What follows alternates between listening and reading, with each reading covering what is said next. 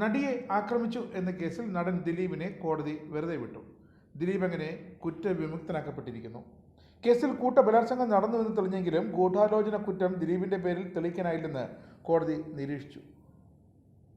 Ernakulam sessions judge ഹണിയം വർഗീസാണ് കേരളം കാത്തിരുന്ന വിധി പ്രഖ്യാപിച്ചത്. സർവശക്തനായ ദൈവത്തിന് നന്ദി എന്നായിരുന്നു വിധി കേട്ട ശേഷം ദിലീപിന്റെ ആദ്യ പ്രതികരണം. ദിലീപ് അടക്കം കേസിലെ 7, 8, 9, 10 പ്രതികളെയാണ് കോടതി വെറുതെ വിട്ടത്. 1 മുതൽ 6 വരെ പ്രതികൾ കോടതി കുറ്റക്കാരാണെന്ന് കണ്ടെത്തി. ഇവർക്കുള്ള ശിക്ഷ വെള്ളിയാഴ്ച പ്രഖ്യാപിക്കും. ഗൂഢാലോചന കുറ്റം തെളിയിക്കാനാകാത്തതിനാലാണ് ദിലീപ് ഉൾപ്പെടെയുള്ള പ്രതികളെ കോടതി വെറുതെ വിട്ടിരിക്കുന്നത്. സംഭവം നടന്ന് 8 വർഷങ്ങൾക്ക് ശേഷമാണ് വിചാരണ കോടതി കേസിൽ വിധി പറഞ്ഞത്. ദിലീപ് ഉൾപ്പെടെ 10 പ്രതികളാണ് കേസിൽ ഉൾപ്പെട്ടിരുന്നത്. വിധി പ്രസ്താവിക്കുന്ന ദിവസം എല്ലാ പ്രതികളും കോടതിയിലെത്തിയിരുന്നു.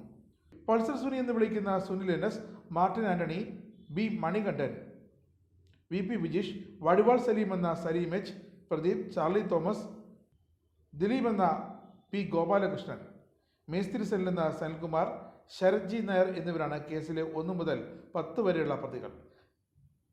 ഹൈക്കോടതിയിൽ അപ്പീൽ പോകുമെന്ന് പ്രോസിക്യൂഷൻ അറിയിച്ചു. ആരാധകർക്ക് നേരെ കൈവീശി നന്ദി അറിയിച്ച ശേഷമാണ് ദിലീപ് കോടതിക്ക് വിട്ടത്.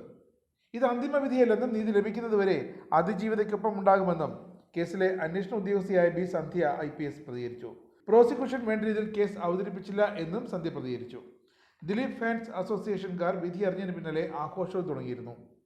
സർവശക്തനായ ദൈവത്തിന് നന്ദി എന്നായിരുന്നു ദിലീപിന്റെ ആത്മവിശ്വാസത്തോടുള്ള ആദ്യ വാക്കുകൾ. തന്റെ കൂടെ നിന്ന എല്ലാ കുടുംബാംഗങ്ങളോടും തന്റെ സുഹൃത്തുക്കളോടും തനിക്ക് വേണ്ടി പ്രാർത്ഥിച്ച കോടിക്കണക്കിന് ആരാധകരോടും നന്ദി പറയുന്നു. 9 വർഷക്കാലം തന്റെ കേസ് നടത്തിയ അഡ്വക്കേറ്റ് ബി രാമപിള്ള അടക്കം അഭിഭാഷകർക്കും നന്ദി പറയുന്നതായും സുപ്രീം കോടതിയിലെ മുതിർന്ന അഭിഭാഷകർക്കും തന്നെ പിന്തുണച്ചതിന് നന്ദി എന്നുമാണ് ദിലീപിന്റെ പ്രതികരണം. കേസിൽ നേരിട്ട് പങ്കെടുത്ത പൾസർ സുനി ഉൾപ്പെടെയുള്ള പ്രതികൾക്കെതിരെ കൂട്ടബലാത്സംഗം, തട്ടിക്കൊണ്ടുപോകൽ, ഗൂഢാലോചന തുടങ്ങിയ കുറ്റങ്ങളാണ് ചുമത്തിയിരിക്കുന്നത്.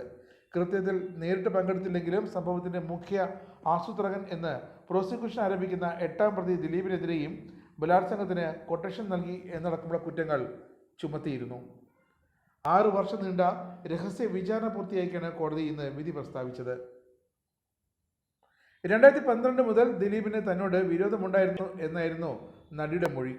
കാവ്യ മാധവനുമായുള്ള ബന്ധം മഞ്ജു വാര്യരെ അറിയിച്ചതാണ് പിണക്കത്തിന് കാരണമെന്നും തനിക്കെതിരെ നിന്നവർ മലയാള സിനിമയിൽ എങ്ങുമെത്തില്ലെന്ന് ദിലീപ് ഭീഷണിപ്പെടുത്തിയിരുന്നതായും നടി മൊഴി നൽകിയിരുന്നു.